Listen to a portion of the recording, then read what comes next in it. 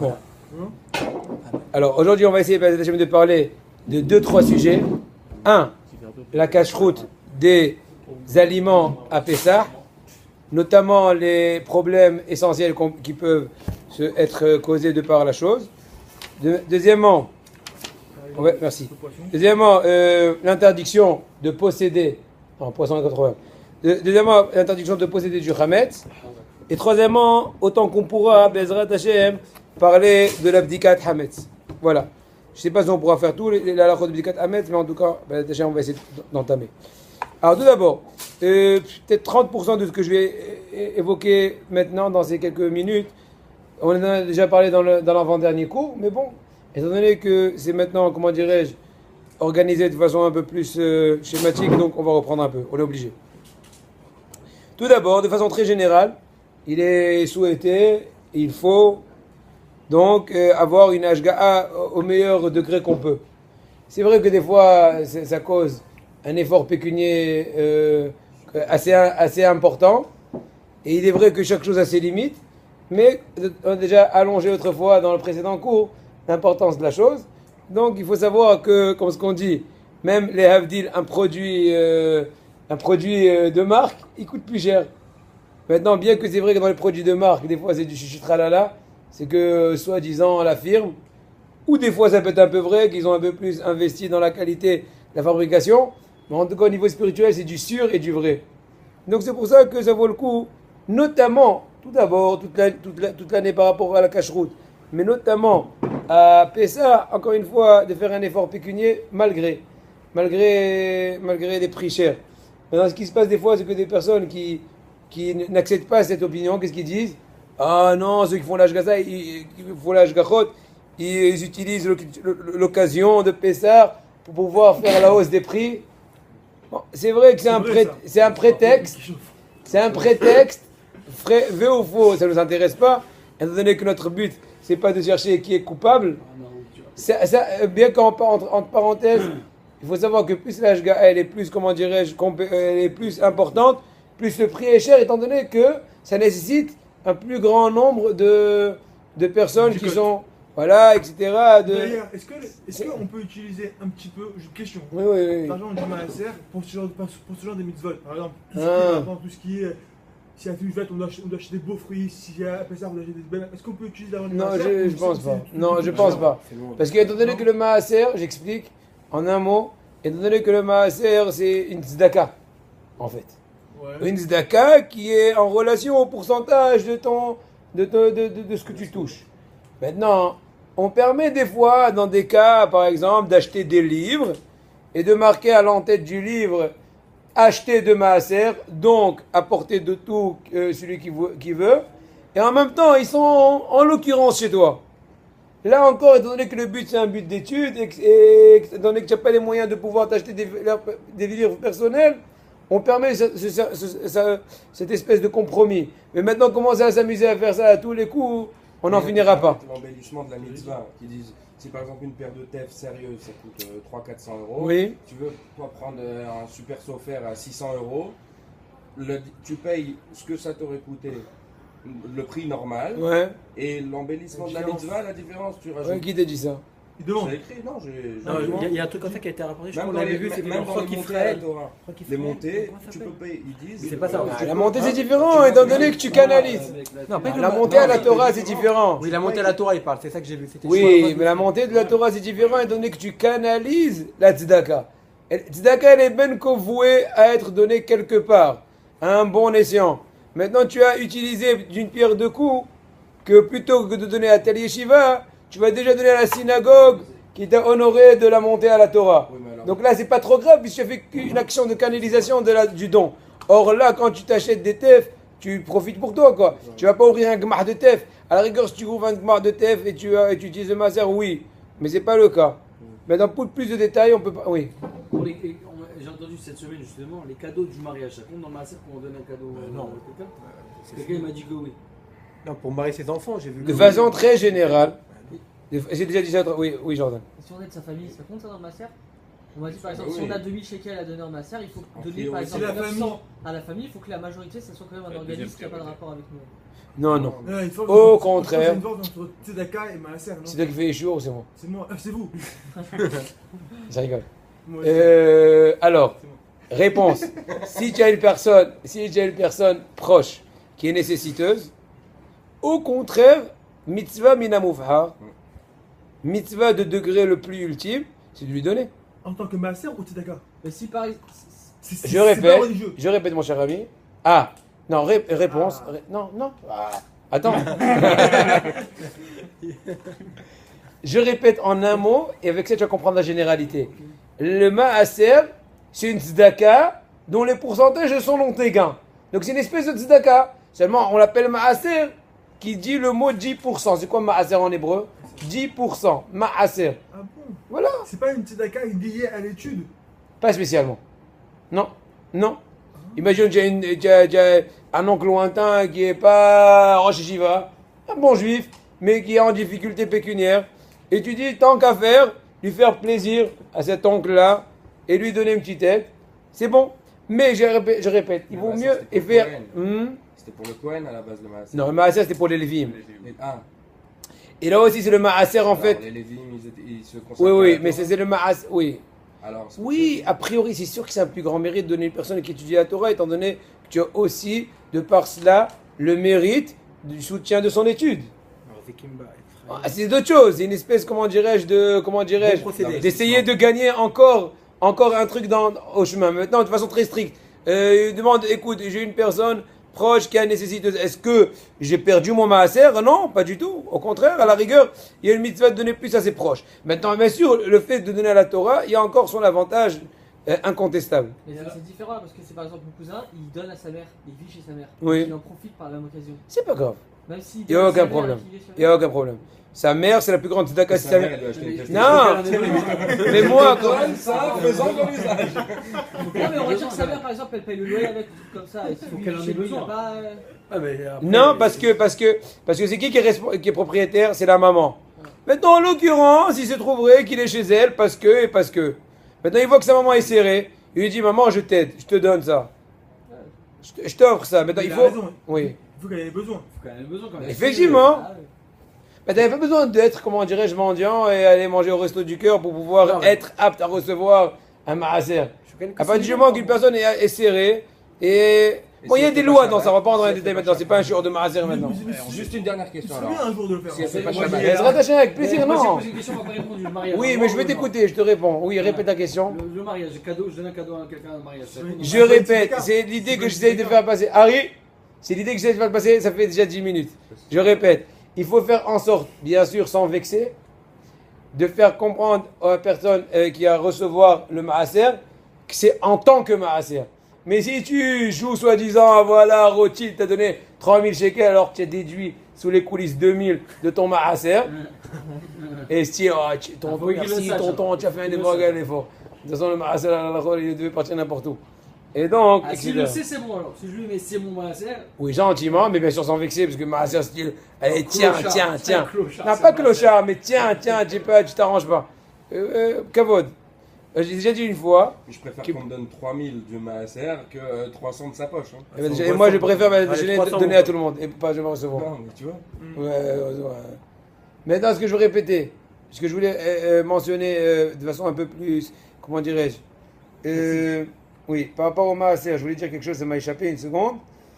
C'est ça, donc il faut, maintenant, il y a aussi une astuce pour ne pas sensibiliser la personne qui reçoit. Il y a une phrase qui se dit, on m'a donné de transmettre. C'est quoi la kavana que Kadosh Baruch Hu m'a donné du bien, et donc à transmettre le maaser à celui qui en a besoin. Donc la personne, elle se sent un peu neutralisée. Donc elle ne se sent pas avec ses styles, il est dans le subconscient, il a l'impression que c'est X qui a donné à Z pour donner à etc. D'accord? C'est de façon un peu respectueuse. L'essentiel, qu'il y ait une compréhension, que c'est un maaser. Quoi? Qu'est-ce que tu dis? Ça peut vraiment arriver. Hein? Ça peut vraiment arriver. Qu'est-ce que tu dis? Quelqu'un il donne à donner. Oui, mais tous les mois de manière fixe. C'est pas grave. Oui. C'est pas grave. Non, alors, de toute façon, on peut le faire comprendre gentiment, de toute façon, en général. Il faut faire ça. C'est qu'on comprend. C'est pas vexé, c'est à besoin, on a besoin. Voilà. Très bien. Donc maintenant, c'est ces premiers points. À cette heure-là, il faut rester 5 heures. Kitniot. Harry, kitniot, c'est quoi kitniot? Harry. Les légumineuses. Azak. Par exemple, le premier exemple, c'est par exemple, bien sûr, le riz, les pois chiches, voilà, les pois chiches, les haricots, les petits pois, les lentilles et famille. Dans ce cas-là, de la façon en stricte loi, ils sont permis à Pessah? Bien sûr, quand ils ont été vérifiés de tout mélange interdit de blé, etc. Ça, c'est selon l'essentiel halakha. Le minhag Ashkenaz, jusqu'à aujourd'hui, en fait depuis plusieurs centaines d'années, est de s'abstenir de manger les kitniyot, donc la liste des légumineuses qu'on a un peu citées. La raison est pour deux raisons, qui sont similaires en fait. Tout d'abord que tous les légumineuses, de façon très générale, en général, sont cultivés dans des champs de blé, d'orge, etc. Donc, étant donné qu'ils sont mitoyens au niveau, comment dirais-je, du champ, donc d'où éventuel mélange, ça c'est d'une. De deux, des fois, les sacs, en tout cas à l'époque, dans lesquels on transportait donc les lentilles, ceci, cela et compagnie, c'était des sacs qui étaient précédemment utilisés pour transporter du blé ou de l'orge ou les autres céréales. Et donc, encore une fois, une certaine éventualité de doute qui est un mélange de chametz. Donc c'est pour ça qu'ils se sont abstenus. Même si, imaginons aujourd'hui, on aurait une certitude qu'il n'y a eu aucun mélange ni dans la culture, ni dans le transport, alors la loi reste la même. Bon, Rabat, je vous ai beaucoup manqué. Il faut demander après des excuses et un mot. Et d'accord? Ça c'est un. Maintenant, deuxièmement, il y a beaucoup de comment dirais-je, de keilot, donc de communautés en Haute-Saharet, comme par exemple celle des Marocains, celle des Tunisiens et d'autres, qui ont eu l'habitude, en fait, des Ashkenazim, dans ce point-là, de ne pas manger à Pessah tout ce qui est légumineuse ou tout ce qui ressemble. Mais, Rabbi Ovadia Yosef dit, et beaucoup de décisionnaires aussi disent, qu'étant donné qu'on est rentré en Eretz Israël, et là on est obligé d'aller selon les habitudes de Rabbi Yosef Karo et d'Eretz Israël. Or, selon les Sfaradim, la majorité des Sfaradim, la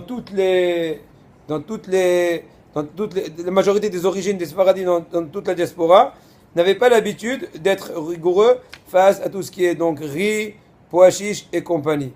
Donc, selon l'avis de Rabbi Yosef, c'est bien connu, il faut complètement, comment dirais-je, en faux.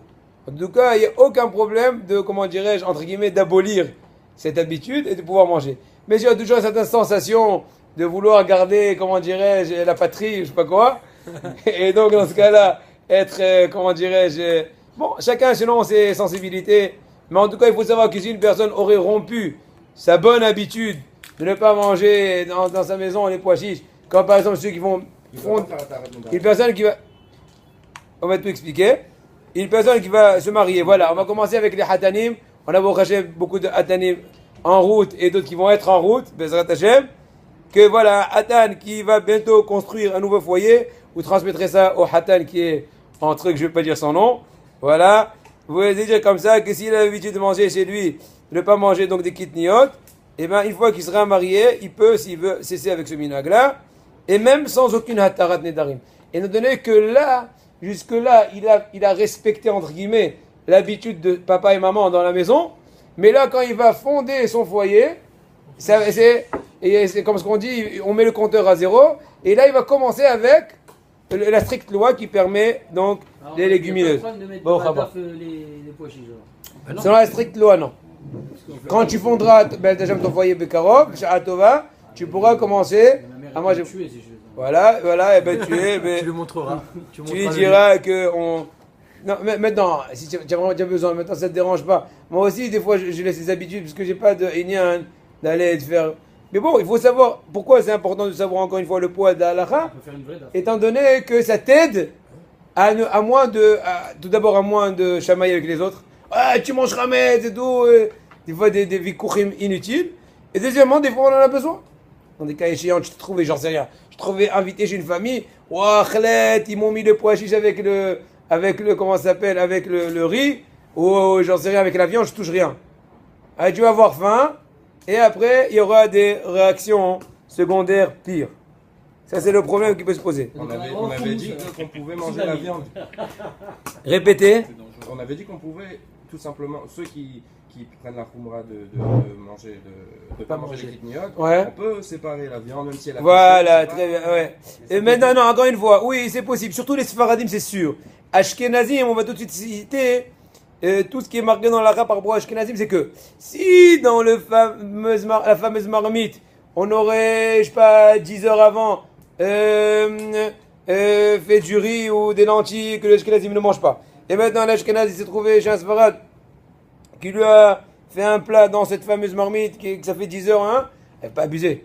Je vais pas dire, non, étant donné Eps, que le lentilles, c'est Chometz Eps, et que le goût du lentilles est rentré dans les parois de la marmite. Donc maintenant, la viande qui a été...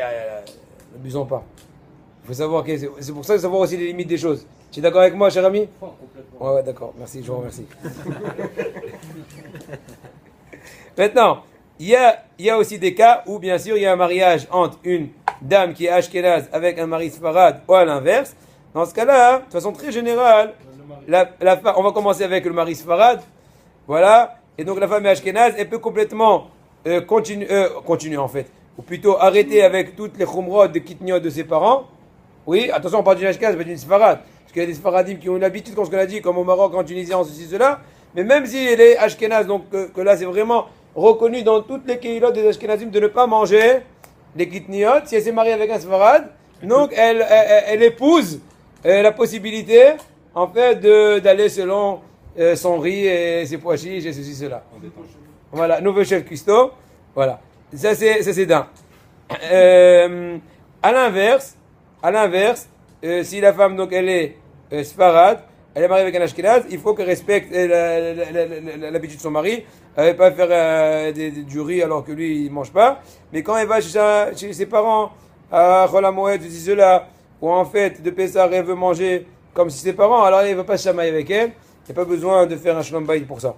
Il peut la comprendre, parce qu'il est donné encore une fois que tout ça, c'est une question d'habitude. À un tel point, Rabotai, Hacham Tzevi, vous avez entendu parler du Hacham Tzevi? Hacham Tzevi, son fils Rabbi Yaakov Ben Tzevi, Yaavetz, très très reconnu au niveau halachique. Il écrit un Sefer Moroktia, c'est un très grand kabbaliste, très grand décisionnaire. Alors je vais un peu vous relater de façon succincte un peu ses propos. Il dit qu'il témoigne sur son papa, le Hacham Tzevi. Entre parenthèses, Hacham Tzevi était en fait ashkénaze, mais on l'appelait Hacham comme chez les Sfaradim. Chez les Sfaradim, plusieurs fois, on appelle les rabbanim pas Rav. Rav Reuven, Rav Yitzhak. On les appelle Hacham. Hacham Ovadia, Hacham Ben Zion. Comme ça on les appelle. En tout cas chez les Irakiens surtout. Alors, Hacham Tzvi, il était chez des Sfaradim, donc ils ont, entre guillemets, collé le nom Hacham Tzvi. Et à un tel point qu'il a écrit un livre, Shoot, chez là d'où tu vois ta réponse à, s'appelle Shoot Hacham Tzvi. Et son fils Rabbi Yaakov Ben Tzvi, en fait, leur famille c'est Rabbi Yaakov Emdin, c'est un nom de famille. Ziavet, il témoigne au nom de son père qu'il avait beaucoup de tsahar, beaucoup de douleurs au niveau psychologique, sur les minag des Ashkenazim. Encore une fois, on ne va pas dire que les Ashkenazim vont arrêter avec un minag, mais encore une fois, ça veut relater un peu le poids que je veux faire entendre. À savoir, qu'il dit que le minag des Ashkenazim de ne pas manger en fait le riz et les légumineuses à Pessah. Il disait que s'il avait la force, il n'a pas la force, mais s'il avait la force, il aurait pu au niveau halachique arrêter cette loi-là et complètement cesser cette habitude, étant donné que c'est en fait une khumra. Dans le premier stade, c'est une espèce de rigueur, mais en fin de compte, c'est une rigueur qui peut avoir des effets secondaires de kula. Ça veut dire qu'il peut avoir des effets un peu non voulus. À savoir que, par exemple, une personne, il explique comme ça, une personne qui a mal mangé, oui, qui a mal mangé à Pessah, elle a mangé que les carottes, des trucs, donc elle a faim, sur quoi elle va, entre guillemets, se rassasier? Avec beaucoup de matzot. Donc, de façon, comment dirais-je, automatique, on va faire plus de matzot. Qui dit plus de matzot, le risque de chametz dans la fournée des matzot est plus grande. Étant donné qu'on fait une quantité en masse, on fait une quantité plus grande, donc on ne peut pas tout le temps être tip-top dans la jga'a des matzot. Donc, il faut faire aussi le poids des choses. Qu'est-ce qui l'empêche de manger 2 kilos de carottes? Effectivement, mais les carottes, après, c'est... On l'a pas. Voilà, c'est... C'est Gezer ou Laser. S'ils savent ce problème, c'est les gens qui s'ils le connaissent ce problème, ben, ils mangent beaucoup de... Effectivement, avec de la force des choses, des gens en général, on se rassasie vraiment que par des gâteaux de matzah hachira qu'on va évoquer tout à l'heure, les problèmes qu'il peut y avoir, ou bien de la matzah tout court. Mais dans la matzah tout court, c'est vrai que Baruch Hashem, en l'occurrence aujourd'hui, il y a une très grande perfection. Mais ça n'empêche pas que quand on fait des, comment dirais-je, des trucs industriels, alors on ne peut pas toujours être avec les petits gros. Et donc dans ce cas-là, il faut peser les choses. Alors juste valeur. C'est bon? Voilà, c'est que le problème. Maintenant, si tu as donc, tu veux quand même utiliser donc du riz, il faut, mis à part ça, le fait qu'il y ait une HGA qui a été suivi le riz pendant toutes les étapes industrielles, mais mis à part ça, il faut aussi faire en sorte de le vérifier 3 fois pour être sûr qu'il n'y a aucun mélange, aucune saleté, aucune poussière, je sais pas quoi, de farine, cela. Matzah Hashira, c'est quoi la traduction du marché Harry? C'est quoi Matzah Hashira? D'accord, mis à part ça. Pourquoi elle est appelée Hashira? Elle est appelée Hashira, étant donné que voilà, qu'il y a du jus, du jus de fruits, ça peut être du jus d'orange, ça peut être du jus de, je sais pas, de pomme, j'en sais rien. Et donc elle est Hashira parce qu'elle est riche. Parce qu'un pain pauvre, c'est un pain avec farine plus eau. Mais là, c'est riche. Tu as investi au niveau argent, un peu plus cher. Donc elle s'appelle riche. Maintenant, bien qu'elle soit riche au niveau, comment dirais-je, alimentaire, mais au niveau ilchatique, elle est très très pauvre.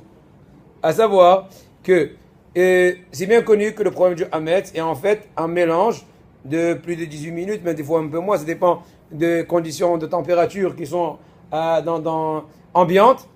Alors en tout cas, quand on mélange de l'eau avec de la farine, et on laisse un certain temps sans travail, sans modeler la pâte, ça gonfle, ça s'appelle hametz. Hametz avec toutes les restrictions bien connues.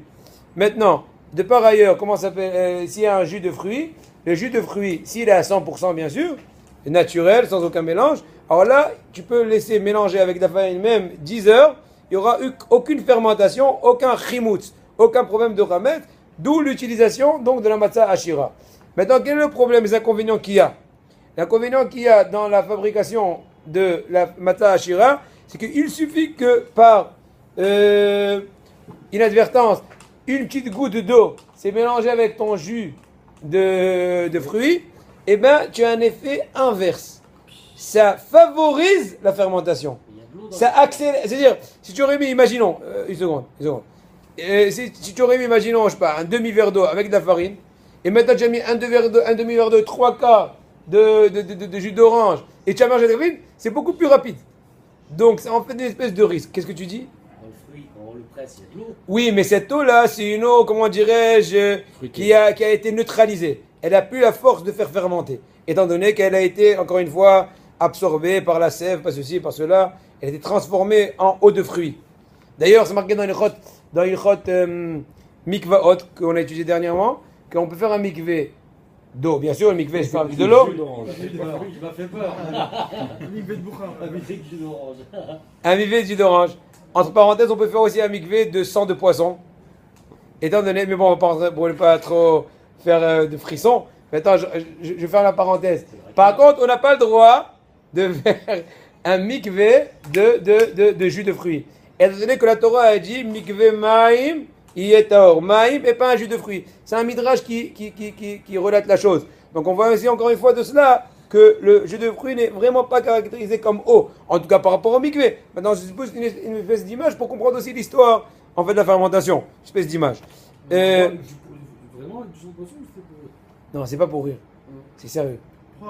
Pourquoi? Parce qu'il y a un limo dans la Gemara Masachet Zvaim Dav Kafé Amoud Bet qui dit Rabbi Shimon ben Gamliel Omer Kol davar shegidulo b'maim, toute chose qui se développe de par le milieu des eaux a une force d'être comme l'eau. En tout cas par rapport au mikvé. Et c'est une afkamina, même pour Ichot Hatzitza, pour que deux choses. Une personne qui a fait une intervention, Shalom, et en tout cas on parle surtout pour ceux, au niveau, les hommes c'est plus facile. En tout cas une personne qui a fait une intervention et c'est douloureux pour elle de faire le mikvé au niveau des points de suture, etc., etc. Il y en a qui permettraient de mettre une peau de poisson, suture, voilà, une peau de poisson pour que ça ne soit pas atitza avec, en même temps la peau de poisson, ça cache un peu Ça cache un peu les points. Mais d'un autre côté, ça ne s'appelle pas Atita étant donné que la peau de poisson, ça fait partie du poisson qui est Gidolo Minamaï. Bon, ça ne va pas rentrer dans ces détails. Maintenant, on va retourner à ça. Maintenant, le minag des Sfaradim, donc c'est de faire, moi je me rappelle très bien chez nous, en haut c'est l'arrêt, on faisait le matzah ashira, on faisait à la maison avec de la farine et mélangé avec du jus de fruits. Faites très attention que ce soit bien esséché tous les éléments de travail, comme ce qu'on a expliqué, étant donné que la moindre goutte d'eau risquerait d'activer. Donc, aujourd'hui au niveau industriel, c'est vrai que tous ceux qui voudraient être sommaires, c'est là de manger le matzah ashira, on ne veut pas lui jeter dessus des tomates, mais je vous dis entre nous, celui qui veut bien me croire, il ne faut pas trop risquer le coup. Donc c'est pas bon. Il faut essayer, il faut essayer. Ah, mais qui l'a marqué? Super sale. Et j'ai demandé une fois à quelqu'un, il m'a dit, mais c'est Khalak Bet Yosef. J'ai dit, aucun problème, Khalak Bet Yosef. Mais c'est qui est derrière le Khalak? Quand je dis, ah, non, je t'ai pas dit ça. C'est le moment. Parce que si on peut pas faire confiance quand c'est marqué. Tu vas m'appeler, je répète, Maxime est le médiateur. Il va donner mon numéro. Je vais pas maintenant le dire à tout le monde comme ça. Je vais être tranquille à la maison. Mais Maxime va te demander le numéro et je te dirai où acheter. Et je t'aiderai, même au niveau financier, si tu as des problèmes. C'est gentil. Voilà. Voilà, on continue, chers amis. S'il y a par exemple les avocados avec Batet Yerushalayim, ça serait moins problématique. Je vous dis, je répète, je ne peux pas parler sur des Hashgaot étant donné que je n'ai pas assez d'épaules, mais je vous dis un conseil technique. Ne vous hasardez pas par rapport au matzah ashira. Je n'ai pas dit tous les produits. Sardines, tout, je n'ai pas parlé. Je parle des produits de la matzah ashira. Imagine-toi comment tu peux être sûr que, comment dirais-je, tout le séchage qui a été fait auparavant et pendant et après, moi ça fait peur. Non, mais par rapport à la Hashgacha, c'est pour ça que... Alors en fait, Non, il y a des choses qui sont beaucoup moins graves. Les choses sont très claires. Par exemple, il y a des matzah ashira qui est fait à base de farine de matzah. Et là, c'est moins grave. Là, il n'y a aucun problème à la rigueur. Étant donné que la matzah a été déjà cuite, donc elle est, comment dirais-je, elle est plus fermentable, si on peut dire. Et donc quand on mélange avec ça même de l'eau, encore une fois, je peux faire même des knidler et les mettre dans la soupe. Donc c'est hyper ramétisé, il n'y a aucun problème, étant donné que la farine a été neutralisée, puisqu'elle a déjà été cuite en tant que matzah, on l'a moulu. Comment ça s'appelle ça en hébreu Kemach matzah. Si c'est à base de Kemach matzah, il y a moins de... Il n'y a aucun problème, normalement. Ouais, mais c'est pareil, la matzah, on ne sait pas quel cache là. Effectivement, encore une fois, mais là la matzah... Si, on sort du problème par rapport au fait de trucs à Mais on parle maintenant que quand la Hashgacha elle est top. Si elle n'est pas top, c'est un autre problème. C'est en dehors de notre chiot. Maintenant, je parle quand elle est top. Il faut faire. Et si j'ai le choix entre acheter un truc à base de Kemach matzah ou un truc à base de Kemach tout court, bien qu'elle est déclarée étant juste avec eau de fruits, moi je vais pas m'hazarder. Pourquoi je vais m'hazarder à Pessah? Imagine-toi pendant un mois ou plus, tu galères, tu fais bio Hametz, tu cachérises et là, Marqué, c'est bien connu qu'un grand tzaddik, le soir, ouais, pas de problème. Le soir de Pessah, il est en train de rêver. Qu'est-ce qu'il voit? Il voit, je sais pas quoi, un grand onesh alav, une grande punition qui s'apprête à s'abattre sur lui. Tu as mangé Hametz. Pas Hametz. Je viens de finir Ba'akosod, Manishtana, et Hametz. Ils ont dit que la veille de Pessah, tu as mangé du pain comme tout le monde pour dire bye bye au pain. Et tu t'es mal brossé les dents. Il y a des miettes qui sont restées dans les intervalles des dents. Et le soir, du la seder, une petite miette, c'est accompagné du korer. C'est beau, hein? C'est beau, pas pour nous. Merci. Et donc, fais attention à bataille. Des fois, une personne fait le maximum, ou bien, par exemple, un autre exemple, Pascal. Dentifrice. Hein? Dentifrice, il n'y a pas de problème, normalement. Il vaut mieux prendre la mais imaginons que tu as quoi, Colgate, tu peux. Mais encore une fois, il ne faut pas que je t'en fiche encore 2-3 shekels, tranquillos. Il y a juste un raf qui a dit... Mais au cas échéant, tu peux utiliser. Bien sûr, de ne pas avaler, c'est de ne pas avaler du tout, bien sûr. Même si c'est arrive qui avale, c'est encore un problème. Mais de façon générale, c'est pas mangeable. Il y en a même qui permettent de manger, il y en a quand même qui permettent à la rigueur d'utiliser dentifrice avec de la base de gélatine. Mais il vaut mieux pas. C'est un peu quand même repoussant, je sais pas, au niveau idée. Mais bon, il y a beaucoup de dentifrices qui sont à base de gélatine. Faites attention. Bon, faites attention. D'accord? Voilà, c'est le minhag des Ashkenazim. Par contre, nos chers frères Ashkenaz, ne touche pas du tout à la matzah ashira, que pour les enfants pour les malades et compagnie. Et donc c'est pour ça qu'ils disent que quand il y a un restaurant ou comment dirais-je, un magasin qui vend des gâteaux, ça vaut le coup de mettre une petite annonce sympathique que les Ashkenazim qui ne connaissent pas exactement la halakha, leur dire que pour ceux qui font le rite Ashkenaz, prière d'essayer d'acheter les matzot à Shashira que pour des enfants ou une personne vieille, etc. Vous avez dit qu'une personne qui vient en Israël elle devrait faire de base comme Rabbi Yosef Karo, donc oui. pas de problème pour un Ashkenaz. Non, non, tu me trompes, je sais pas. Non, tu te trompes pas. Mais oui, mais bon, ça je dis ça en tout cas pour les Sfarad, je le dis. Les Ashkenazim, tu ne peux pas les obliger. Le Rama, il est sur le. Non, mais pas qu'on oblige. Non, je répète. Le point que tu évoques, c'est un point très délicat jusqu'à aujourd'hui et jusqu'à demain. Il y en a qui disent, à l'inverse de la vie que tu dis auparavant, que étant donné qu'ils sont venus en groupe, donc ils ont, entre guillemets, fait une translation de leur minhag. D'accord?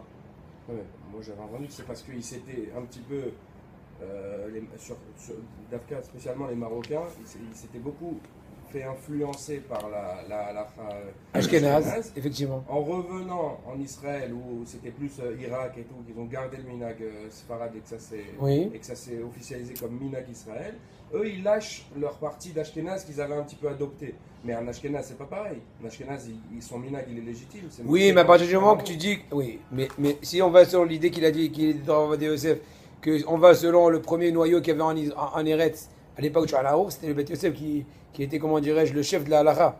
Oui, mais dessus, il y a Aga, il y a le Rama. Il est écrit dans oui, le Rama. Mais la question qui se pose, le Rama, on se l'arrête. Mais quand tu vas en Eretz Israël, tu ne peux pas aller contre. Le Sha'alaour. Bon, c'est un problème.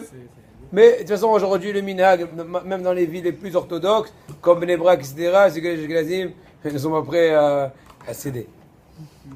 Maintenant, tout ce qui est gâteau, donc on a parlé un peu de Kemach Matzah. En général, aujourd'hui, si vous connaissez un peu dans le commerce, il y a plusieurs farines à base de pommes de terre et compagnie. Et là, c'est super. Il y a des très bons gâteaux qui sortent de ça. Vous pouvez essayer, vous pouvez venir goûter chez moi avec plaisir. Il n'y a aucun problème. À la rigueur, des fois, hein. Il y a des papous crado avec ça. Les trucs que je connais. Oui, non, mais même non, mais maman, des fois, non, on fait un gâteau qui monte comme ça. Maman, je suis. Ouais. C'est le seul gâteau, frère. Mais voilà, c'est avec une ça. D'accord. Voilà, chers amis, on avance. Maintenant, par rapport au pitsourim, c'est quoi pitsourim? Harry, tiens bien. Harry, tu sais quoi pitsourim? C'est les légumineuses. Ah, vous avez encore les légumineuses? Je sais pas, il a dit tout à l'heure. Ah, c'est Kignas. Les pitsourim, c'est tout ce qui est pépites. Moi, je suis Tel Aviv. J'ai mangé des chips, je donne. D'accord. Alors, pépites, pistaches, amandes et compagnie. On a le droit, bien sûr, de consommer à Pessah, mais bien sûr, il faut acheter dans un lieu où il n'y a aucun risque de mélange de ramès. Parce que des fois, le sel, il est un peu, de par la force des choses, mélangé avec de la farine au niveau industriel ou au niveau transport. Et là aussi, il faut être vigilant. Et donc, acheter dans un endroit qui a été supervisé dans ce point-là. Maintenant, tout ce qui est légumes, non, pas légumes en fait, fruits secs, comme par exemple des figues sèches, des raisins secs et des prunes sèches, etc. Là aussi, on peut acheter avec Ashga'a, bien sûr. Et le but de l'Ashga'a dans ce cas-là, c'est bien sûr, encore une fois, que dans ces cas-là, en l'occurrence, c'est plusieurs fois, on utilise la farine pour aider l'assèchement des fruits. Et donc là, il faut faire attention. Maintenant, on retourne en fait à ce qu'on a parlé tout à l'heure, un peu plus poussé. C'est pas le dentifrice, mais c'est un peu tout ce qui est produits cosmétiques, tout ce qui est donc produits de beauté, tout ce qui est comment ça s'appelle, cirage, tout ce qui est javel, sif, truc, il n'y a aucun problème. Il n'y a pas besoin d'ashgaha. Oui, il n'y a pas besoin d'ashgaha. Maintenant, vous allez me dire pourquoi il y a une ashgaha du Badat Yerushalayim sur les papiers. Alors, la raison est très simple. Hein, tu as une réponse? Pourquoi que ça t'est fait tout ça pendant ton Shabbat, le Mifal, des choses comme ça? Non, ça c'est d'une, mais des fois même pour Pessah. Marina, je fais ça. Réponse, des fois, tu fais une friture et tu veux un peu. Comment dirais-je, essorer un peu l'huile de la friture de ton schnitzel, de ton ceci, de ton cela. Donc tu le fais plonger un peu dans des sopalins, dans des trucs. Or, le sopalin à l'heure, des fois il est de l'amidon, mon cher ami. Et donc tu auras un steak amidonné. C'est pas sympa à Pessah. Pourquoi faut que je du sopalin? Qu'est-ce que c'est ça? Voilà, n'ayez pas peur, il y en a. Si tu Il y a comptes tout. de la friture, sinon c'est pas. Oui, si tu comptes. Mais c'est juste pour, comment dirais-je, s'essuyer le visage, cela, aucun problème. Alors pourquoi il n'y a pas de problème pour les dentifrices, Rav? Parce qu'on met ça carrément dans la bouche, on devrait être Dis le beaucoup plus balek, marqué. ma. Zizi. Pour les dentifrices, on devrait être beaucoup plus marqué parce qu'on met Pourquoi ça dans la bouche. Voilà, qui peut répondre à la question? Parce que t'avales pas. David, Oui, David. Et alors, on va manger la Pascal, maison qu'il y a dans le Je truc. suis d'accord. Alors Je quoi? savais pas qu'il y avait des millions. Non, réponse. Ça va, ça. Ouais. Pas toujours, mais il y a un risque. Maintenant, la question de David était que, selon ces propos-là de l'amidon, du sopalin, on appelle ça comme ça, alors comment on va faire pour la dentifrice? On a dit tout à l'heure que si tu serais dans un lieu où tu n'auras pas de HGA, tu peux utiliser même sans. Réponse que là, il y a un moussag, il y a une notion dans la halakha qui dit archevé. C'est quoi archevé, traduction littérale? Tu as donné de l'importance. De fait que tu as mangé ton, comment dirais-je, ton schnitzel qui a été, entre guillemets, absorbé de l'amidon du truc, tu as donné de la valeur. C'est pas très caché avec ça. Hein? Schnitzel à la base, c'est pas déjà très. Ah ouais, pourquoi? Qu'est-ce que ça? Si t'arrives, toi. Et ils vendent des trucs pirouris. Je comprends rien. Ça Ouais, mais c'est qu'est-ce ça? Ils vendent. Tu veux pas schnitzel du poisson? Ils vendent la panure. Comment? Ils vendent la panure. Ça fait ça. Oui, la panure, c'est en fait du kemar matzah. Normalement. Elle ressemble vraiment à la normale. hein. Mais tout aujourd'hui ressemble à la normale. Ils arrivent, font des pizzas. C'est exactement la même que l'année. Bon, il faut voir, peut-être ils mettent des petits colorants, je ne m'y connais pas trop la vérité. Mais voilà. Et donc la réponse est par contre, la dentifrice, tu n'as pas fait archiver. Tu n'as pas donné de l'importance. Étant donné que tu es en train en fait de rincer les dents, de brosser les dents, et tout ton but c'est de d'ici peu rejeter tout.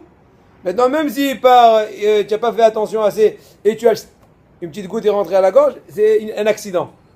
Les enfants, Il faut essayer d'éviter des accidents, mais une fois que ça a été fait, je ne vais pas recevoir un PV. Ah, c'est pas pour les jeunes.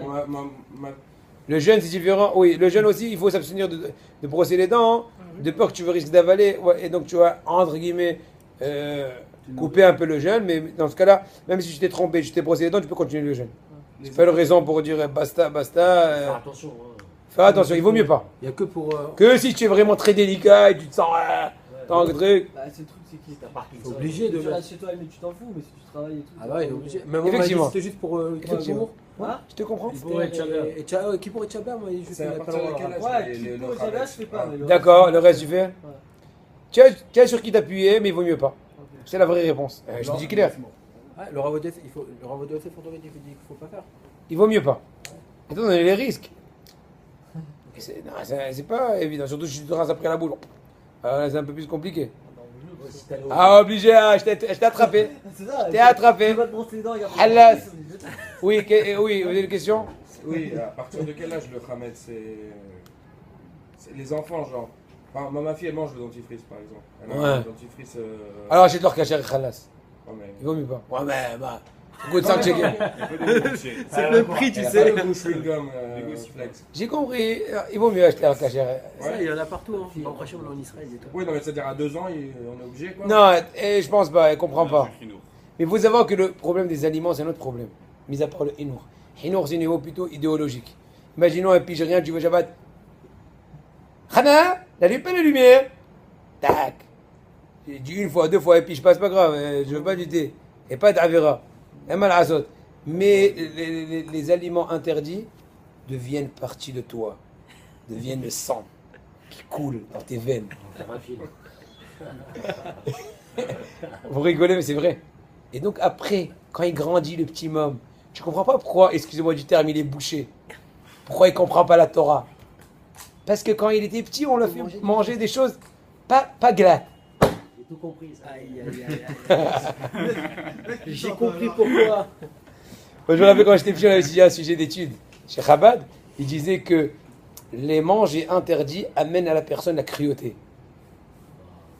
Enfin, oui, si tu manges du lion, tu vas être agressif. Il faudra s'éloigner de toi demain. Alors, on continue.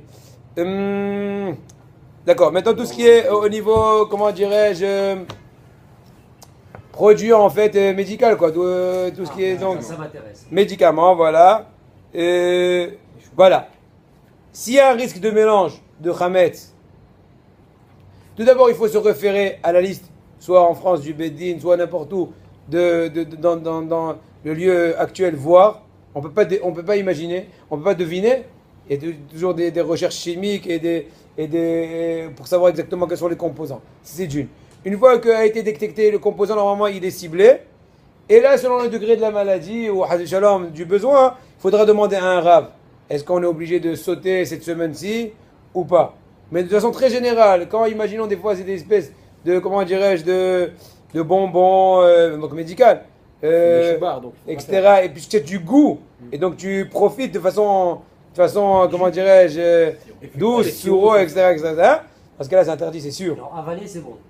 Avaler, dans les cas de besoin, on permettrait dans certains cas, effectivement. Mais encore une fois, toujours dans ces cas-là, étant donné qu'ils sont des cas dangereux, puisque tu as du contact direct avec du hametz, ou plutôt avec un mélange de hametz, ne pas s'hasarder, dire tac, avant, c'est bon. Même pour les accarottes. Je vois les étoiles là. Même pour des choses. Il y en a qui mettent du papier. Je vais mettre 200 shekels à Tzedaka, que Gadej Baruch m'excuse. Moi, il n'y a pas de problème, parce que moi je prends un cachet tous les jours. Oui. Et il faut vérifier. Tu peux me donner, je te vérifie le truc. Le truc de France ou israélien? Ben, tiens, la liste du Bédi, donne-moi la liste, tu le vérifies. Du consistoire? Vérifie-le. Raph, si ça donne pas du goût, le médicament, même si c'est pas une maladie ou autre chose, si à partir du moment où il n'y a pas de goût, on va pas normalement il n'y a pas de problème. Mais il faut quand même demander. Maintenant, en fait, il y a beaucoup de cas de figure, mais je ne vais pas rentrer dedans étant donné qu'ils sont un peu plus, comment dirais-je, ça s'éparpille un peu au niveau de la route de Issour Véter. Espérons que Bézat Hashem, au futur proche, de par la direction de notre cher, on étudiera ça plus approfondissement. Amen. Mais maintenant, je ne veux pas maintenant parce que je risque de... Voilà. Ishour Hajayat Hamet. On finit ici 1 ou 2 heures. Ishour Hajayat Hamet. Il est interdit selon la Torah, bien sûr, non seulement de posséder du Hametz. Quand je dis je possède, c'est-à-dire je pas un entrepôt en Guadeloupe. Dans ce cas-là, je suis passible de la Avera de posséder du Hametz. Mais à l'inverse aussi, même s'il y a du Hametz qui est, imaginons d'un ami à moi qui est chez moi. Géographiquement, le Hametz de Reuven est chez moi. Et donc je suis passible de Balirae ou Balimatse. Il y a des psukim dans la Torah, Parashat Bo. Qu'est-ce que tu dis? Oui. Faut pas avoir un supermarché. Ah oui, c'est problème. Une personne qui a des actions dans un supermarché, Hazak, et ben c'est problématique, bien sûr. Dans ce cas-là, il faudrait qu'il faille une vente de Hametz un peu plus sérieuse. Oui. Mais non, même ici, vos actions. Je suis en train de penser à ça, faut rigoler. Non, mais je rigole pas. SDF? Non, c'est quoi CFD? C'est SDF. Mais même celle des actions, oui, des actions Carrefour, elle n'est pas une action, elle est sur l'action Carrefour. D'accord. Moi, juste tu l'achètes. Oui, mais elle a une propriété minimale, non? S'il y a un gain. Il y a des gains, oui, mais il n'y a pas de dividende. Mais comment tu peux être propriétaire que pour les gains et pas pour faire une dévalle? Non, c'est comme par exemple. Alors, vous êtes devant votre ordinateur? C'est comme un match de football. Vous êtes obligé de vendre, monsieur Cohen, toutes vos actions. C'est bientôt Pessar, faut tout vendre, monsieur Cohen. Écoutez, on va pas essayer de résoudre tous les problèmes parce qu'on finira pas. Bon, vos problèmes, vous les poserez plus tard. D'accord. Donc, oui, vas-y. Voilà. Maintenant, c'est du Hametz. Hametz chez Avar Alava Pesach. Traduction. Que si tu as enfreint la Ra et tu as quand même possédé pendant les 7 jours de Pesach du Hametz, alors on fait une certaine pénalité au niveau halachique, au niveau de la halakha, que tu n'as pas le droit de profiter de ce Hametz. La conséquence pratique, faire attention, c'est que les macolettes qui ne vendent pas leur Hametz à Pessah, il ne faut pas acheter chez le macolette. Hein. Voilà, c'est pour ça. Genre dans l'année, normalement, tu ne peux pas l'acheter à la macolette parce que tu n'es pas sûr que. Je ne pensais pas à l'année. Au bout d'un mois après. Maintenant, c'est ça que je pensais. La macolette qui marche pas trop peut avoir un effet de l'année dernière. Exactement. Fais attention. À Bnei Brak, par exemple, ils sont très vigilants. Même, il y en a qui sont makpidim à Bnei Brak de ne pas acheter du Hametz, même du Hametz qui a été vendu. Parce qu'il y a des épiceries, de façon locale, ils mettent une espèce de drap voilà, au niveau du Hametz, des biscuits ou j'en sais rien. Et après la mimouna, et hop, coucou. Allez-y, bravo, trapao, etc. C'est bien, mais c'est pas bien. C'est bien peut-être pour eux, pour l'argent, mais c'est pas bien pour nous. Pourquoi? Sinon, ça n'a pas été bien vendu. Je répète ce qu'a dit Maxime. Mais il y en a qui disent que même si ça a été vendu, bien qu'il n'y ait aucun problème au niveau des khatik, il y en a qui sont mahmirim de ne pas vendre. Pour la mimouna, comment ils font alors? Mais il n'y a pas de mimouna. Comment les gens ils peuvent acheter le pain déjà prêt pour la mimouna? Je sais pas comment ils font. En Ils préparent avant, pendant. Il y en a qui achètent des baguettes pendant Pessah. Non. Mais il faut de ma mère, Non. elle-même. Je parle pas de ta mère, frérot. Non, mais d'accord, mais c'est pareil. Les gens. pas les mêmes. Marocains, ils parlent de merde. Pas les Non, amis, non, pas les parents. Non, si c'est là. Ah, c'est probable, moi. Comment Si, ils font le khamet le faire même? C'est ça que je suis en train de dire. Il y en a plein, ils font Demain partie. à midi. Mais oui. Moi, chez nous, c'est Rina. On mange que Je crois pas ce que tu veux répondre. Vas-y. Moi, j'ai dit que chez nous, il y a le minag, c'est de manger le lendemain seulement. Et pas avant. Hazak. C'est un minag ou c'est ce qu'il faut faire? Non, mais sur un strict loi, il y a aucun problème. Imaginons que tu as une boulangerie goy, que selon la halakha, on ne va pas rentrer dans un détail, tu aurais le droit de consommer par rapport à Bichoul goy la baguette. Maintenant, par rapport au fait que c'est Ahmed, c'est aucun problème. Boulangerie goy, il a pétri pour n'importe qui. Encore une fois, sans le problème de cache-route, tamisation. Mais chez nous, mais chez les juifs, il y a un problème. Par exemple, Voilà. Consommation, il y a un le 34e jour. Non, réponse. Non. Selon la stricte loi, à partir du moment. Non. Selon la stricte loi, à partir du moment où tu as, comment dirais-je, sorti la fête, tu peux manger. On va donner un exemple poussé. Imaginons, pour une raison ou pour une autre, tu aimes les biscuits et tu les as mis à la vente et une bonne vente. Et Motsae, tu fais la Avdallah et tu vas sur les biscuits. On va pas dire que tu es rachat, shalom. Tu as vendu. Bien qu'en général, on essaie de ne pas vendre des aliments qui sont vraiment mangeables au niveau Hamet pour certaines raisons. Étant donné qu'il faut savoir que la vente du Hamet, il y en a beaucoup qui comment dirais-je, qui ont des doutes dessus. Bien que Minhag Israël, dans tout le monde, dans toutes les générations, dans toutes les communautés, de faire Mechirat Hametz au Goy. Mais il faut savoir qu'on fait 8 kinyanim avec le Goy. 8 genres de ventes. Et étant donné que chacun des ventes a un problème au niveau des khatik. Ah, c'est mahloket, kinyan hatser. Kinyan soudar, c'est mahloket. Kinyan, le kinyan qui est le plus reconnu, c'est kinyan agav. C'est quoi kinyan agav? Agav, c'est un kinyan qu'on apprend d'un pasouk, dans le Navi, que je te vends un terrain, et agav, kavana, sur le chemin, je te vends des ustensiles, des mobiliers. Donc on peut vendre un mobilier sur le champ avec un immobilier. C'est une espèce, comment dirais-je, une vente par voilà. Mais non, c'est une vente qui pousse une autre. Maintenant on amène bien sûr sachez en Eretz Israël, ça fait quelques années, je ne sais pas combien de temps, qu'ils se sont rendus compte, après plusieurs années, que le goy auquel ils ont vendu, c'était en fait un juif qui était loin de Torah Mitzvot. Imagine le pauvre, pendant toutes les années, il s'est ramassé tout le hamet. Ouais, il a payé. Le pauvre. Ah ouais? Vous devrez ça? Ils vendaient pas en arabe? Mais de toute façon, je pense que. Non, normalement, ils font attention. Mais une fois, ils se sont rendus compte Bon arabe. qu'un truc. Mais un bon, mais aussi un kippish. C'était monsieur Sportif. Une fois, par contre, une fois, je me rappelle, le Hotzaharet, ils ont vendu le Hamet. Ils mettaient en général tout dans un hangar. Truc de la Keïla de la communauté, style, comment dirais-je, vente concentrée. Et une fois, au milieu de Pessah, l'arabe, il est venu, il a ouvert le hangar. C'est chez moi. Et les autres ont tremblé. Ils peuvent parler parce qu'ils ont vraiment vendu. Parce que si tu viens protester à la vente, donc tu dévoiles de façon indirecte qu'en fait, tu n'étais pas sérieux. Et donc, ça te met dans une problématique de position du Hamet. D'un autre côté, ce mzroub là, tu as peur qu'il va te faire la caisse. Donc, vous attendez vraiment la mimouna pour le faire sauter. Mais il ne faut pas que dans la vente, donner accès vraiment, parce que c'est un problème si on ferme la porte à clé. Comment Si on ferme la porte à clé, on dit voilà, je te vends mon placard. Oui. Tu ne lui donnes pas l'accès à ton placard. Ouais, effectivement. Effectivement, que quand on vend, il faut avoir entre parenthèses, il faut être assez sincère dans la vente. Il ne faut pas dire on va faire la cérémonie religieuse de la pseudo-vente afin de ne pas avoir des mauvais liens avec Kadosh Baruch Hu. Ça ne vaut pas le coup. Non, c'est pas le but. On va faire la cérémonie du Pidyon Aben. On va faire la cérémonie. On fait la mitzvah du Pidyon Aben. On fait la mitzvah de Bar Mitzvah. D'accord? On ne va pas cérémonie. On n'est pas dans une cérémonie. C'est pas du truc. Du cinéma. Voilà, très bien.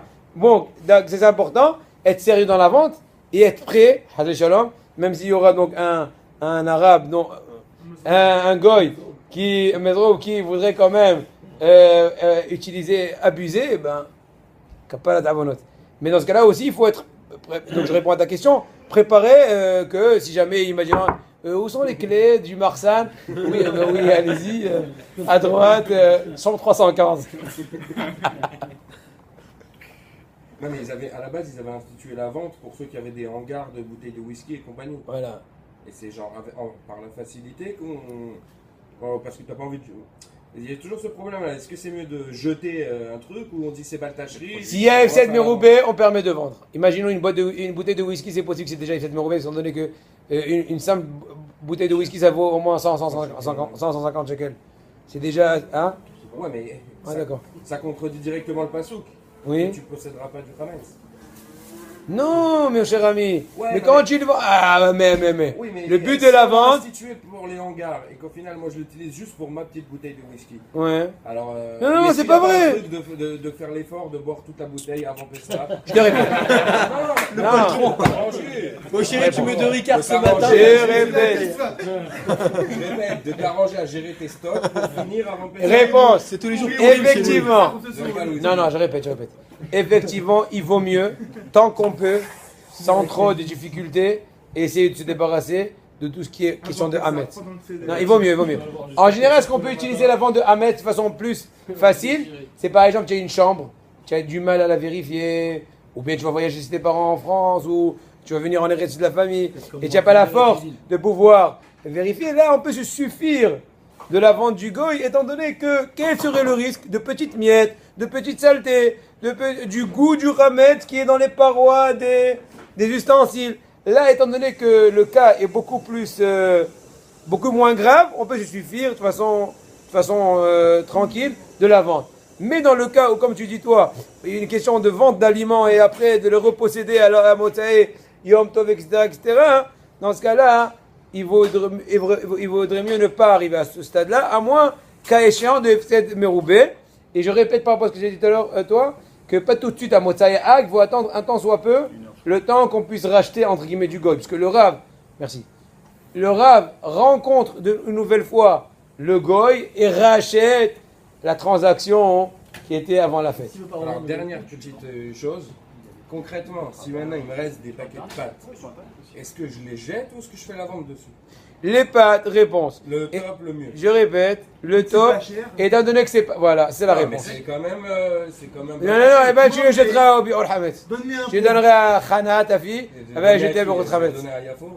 Ouais. À ce moment-là, personne ne veut du Hametz. Vous brûlez pas le Hametz dans les rues? J'ai jamais vu le Hametz. Je le brûle. À Bnei-Brak, il y a à chaque rue 2-3 conteneurs de feu immenses.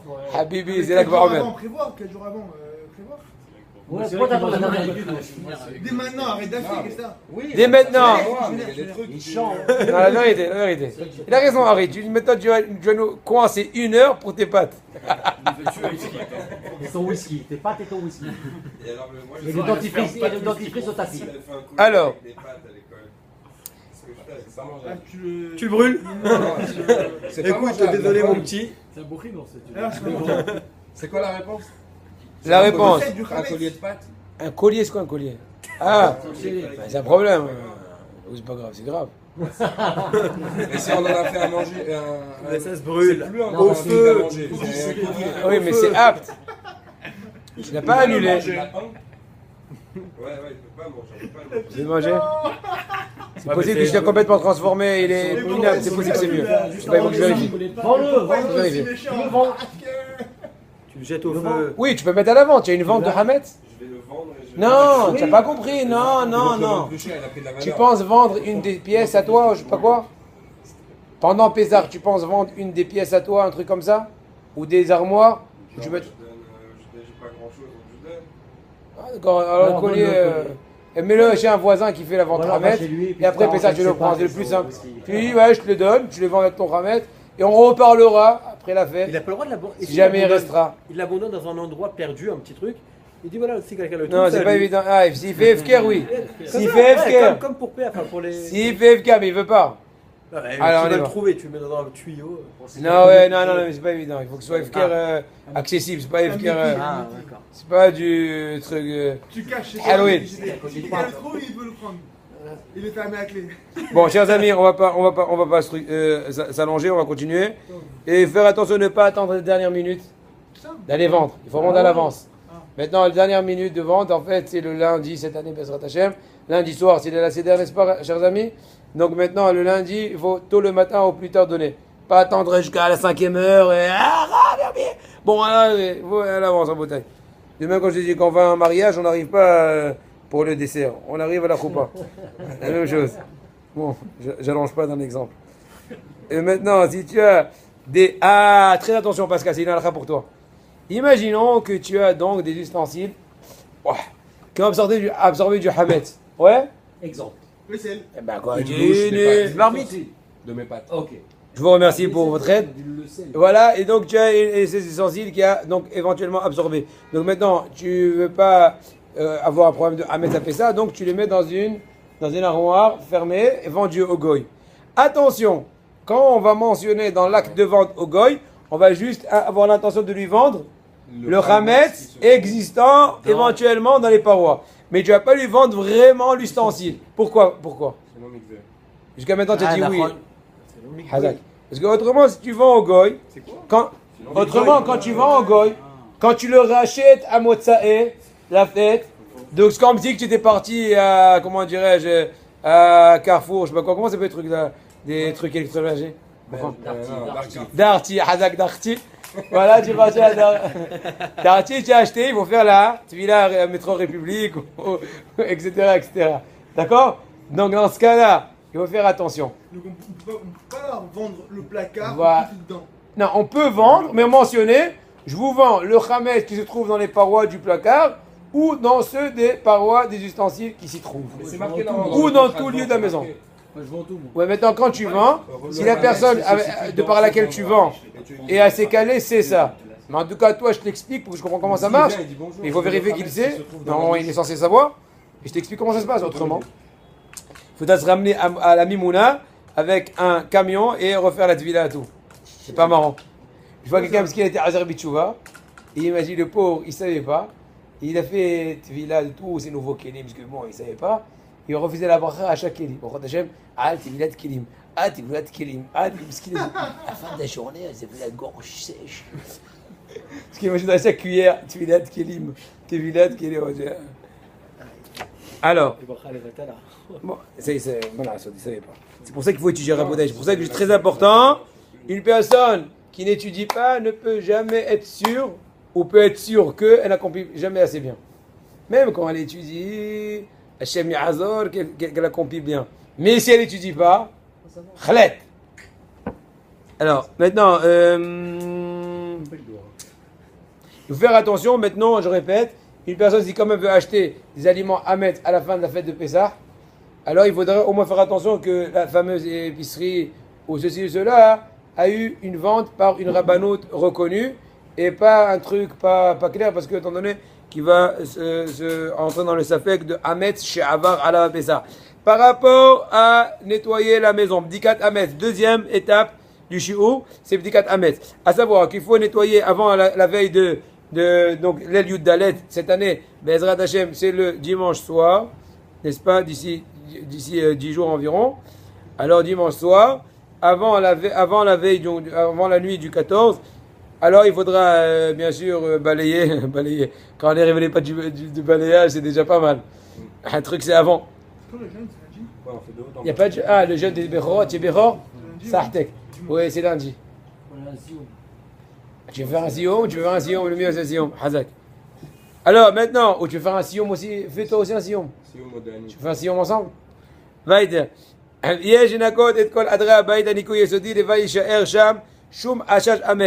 Il faut donc vérifier tous les lieux, qu'il n'y a aucun problème de hametz bien balayé, mis à part qu'on a déjà bien sûr vérifié tous les armoires, etc. Aussi les poches des enfants, les cartables,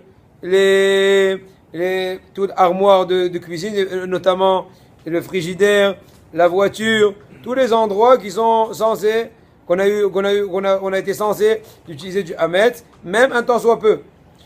Le Harizal dit, c'est bien connu, que toute personne qui s'abstient et qui est très rigoureuse face au hametz pendant la fête de Pessah, eh ben, il a une havtacha. On a déjà mentionné ça dans le cours précédent. Il a donc une promesse que Be'ezrat Hashem, promesse de Harizal, au nom de Hazal, qui dit qu'il ne fera pas de faute toute l'année. C'est sympa. C'est sympa de ne pas fauter à bouteille. C'est important. Maintenant, par ailleurs, il faudra pas... il faut faire ça avec qu'il n'y ait pas de, comment dire encore une fois, d'autres genres d'effets secondaires. Parce que des fois, quand on est trop rigoureux, ça crée de la tension, et donc il peut y avoir des fois des courts-circuits. Et donc, faire attention à l'avance, se préparer moralement, et aussi plutôt pratiquement, pendant la, comment dirais-je, pendant le nettoyage de Pessah, on appelle ça nettoyage, mais en fait, c'est pas un nettoyage, c'est en fait du Bdikat Hametz. Et il faut savoir que cette mitzvah-là, c'est une mitzvah, il faut nettoyer le Hametz et pas c'est pas la poussière. On recherche pas de poussière, mais on cherche du Hametz. Et des fois, la femme, elle travaille trop dur, et elle perd l'énergie là où il faut aller garder l'énergie. Elle est très très dur, les lacéder, à la hamania. Donc ça vaut pas le coup. Il faudra savoir garder les forces. Quand je dis ça aussi à Tanim, j'ai dit à Tanim, la veille du mariage, il faut dormir 1 ou 2 heures pour avoir la force. Pourquoi? Parce que sinon il va courir. Imaginez vous rapportez combien de millions, combien de semaines il prépare la Hatuna. Et les soirs de la Hatuna, il est comme une éponge. Ça sert à rien à bouteille. C'est pour ça qu'il faut toute chose se préparer et savoir donner la part des choses à chaque chose. Voilà, ça c'est faire très attention. Et par ailleurs, ne pas oublier toujours faire attention à l'honneur de sa femme, ne pas la gronder ou faire des remarques. Tu as mastiqué là. Bon, je ne vais pas faire maintenant un cours de Shalom Bayit, je ne veux pas dévier, étant donné que ça risque d'aller un peu long. Maintenant. On a le droit de frapper, mais avec le balai, on m'a dit. Exactement. Oui, juste le bâton. Non. Une personne, voilà pour toi un truc intéressant. Une personne qui a la possibilité pécuniaire d'amener une osérette. C'est quoi une osérette? Une aide ménagère. Tu vas être comme jaune. On est filmé. Une personne qui a la possibilité pécuniaire d'amener donc une aide ménagère, eh bien, doit faire l'effort, surtout à cette époque difficile, celle de Pessah, et même de façon très générale, c'est marqué dans le Shulchan Aruch Even Ha'eder Siman Peh, que l'obligation au niveau mariage, au niveau de droit monétaire de la femme vis-à-vis de l'homme, d'exiger de lui amener une osérette. Je sais pas quoi d'amener une osérette pour aider. Maintenant, pour d'autres détails, il faut passer par Maxime, je vous donne plus de détails. Tu as des numéros? Voilà. Non, pas numéro de osérette, mais comment? Alors, maintenant. Maintenant, si la femme, par exemple, a des difficultés, donc, par exemple, de ne pas pouvoir faire les travaux de la maison, comme ce qui est repassage. En général, le repassage est toujours une certaine difficulté. Voilà, ne donnez pas d'exemple, s'il vous plaît. Chacun se sent cobaye, mais c'est faux. Kiboul, Bgadim, plier le linge, laver spongia, donc faire le parterre, laver, etc. Parce que là, il y a une obligation. Ouais, de haut en bas, pas les nettoyer. Quoi? En général, la maison, de haut en bas, pour que quand on lave un truc en haut... Ah, si, ouais, très bien, bonne remarque. Imaginons, tu es en train de faire des étagères. Ah, tu vas commencer celle du haut, comme ça, même si au pire, quelques miettes par inattention sont tombées, eh ben, tu vas les rattraper après. Tu vas les secouer après. D'accord? Ça, c'est un deuxième point. Maintenant, faire très attention, surtout en Eretz Israël, quand on amène des fois des aides ménagères qui sont en fait de Béné Israël, faire attention de bien les traiter. N'oublions pas que c'est pas pire que Evet Ivri et encore pire, encore Evet Kenaani. Oui, vas-y. Il propose ça des vracs, des gens? Quoi? Genre, ça il y a existe un service, tu me fais la cuisine à fond la caisse? Oui, bien sûr. En général, il y a plusieurs jeunes hommes. Ça dépend des prix. Ça dépend de la. Non, pourquoi? Des jeunes hommes. Pourquoi? Ça dépend. Pourquoi? Quel est le problème?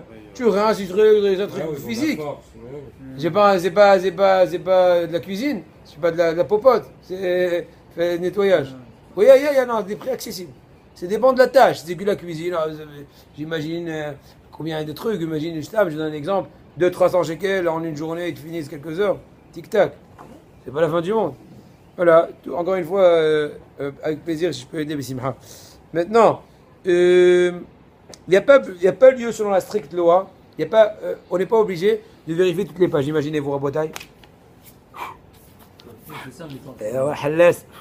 Tu vas finir. La brosse à dents, ils font. HLM, ils sont ashkénazes, c'est vrai. Ils ont un livre. Non, attention. Si c'est un livre EPS. Non, c'est le livre de. Regarde. Si c'est un livre que tu vas utiliser. Si c'est un livre que tu vas utiliser pendant la fête de Pessah dans la table où tu vas manger, c'est certain que c'est obligé. Imagine-toi à des shalom qu'au milieu de la CDR, il y a elle est bonne matin. C'est dangereux. Mais moi, en général, les livres que j'utilise d'études, alors si je vais l'utiliser pendant Pessah, je les vérifie avant qu'il est aussi sur la table. Ou bien si je ne les vérifie pas à l'avance, je les secoue un peu bien sûr, etc. Et quand j'ai dans un standard, dans une table, où je ne suis pas censé après manger dedans, comme ça même s'il y a une miette qui est tombée à des shalom, alors je ne vais pas la manger. Mais si c'est sûr qu'on l'a pas ouvert le livre, genre j'ai acheté. Voilà, non, si c'est sûr. Non, normalement, si c'est sûr, c'est bon, je pense. Il est neuf. Qu'est-ce que tu vas dire que dans l'imprimerie, ils ont mangé un sandwich? Non, il vaut mieux. D'accord. Il faut mieux ou pas? Là, la khaboura, je vous ai expliqué. Ouais, j'ai compris. Tu supervises bien, tu secoues bien, c'est bon. Non, pas page à page. Non, ok. Il vaut mieux de façon très générale pour être tranquillos. Nettoyer la table après coup. En tout cas, pas pendant le repas, il vaut mieux pas. Avec un matin, un truc, je sais pas. Oui, non, bien sûr. C'est un peu. Bien qu'il n'y ait aucun problème selon la stricte loi, si tu sais que tu n'as jamais eu toi-même de contact et dans le magasin, c'est pas censé.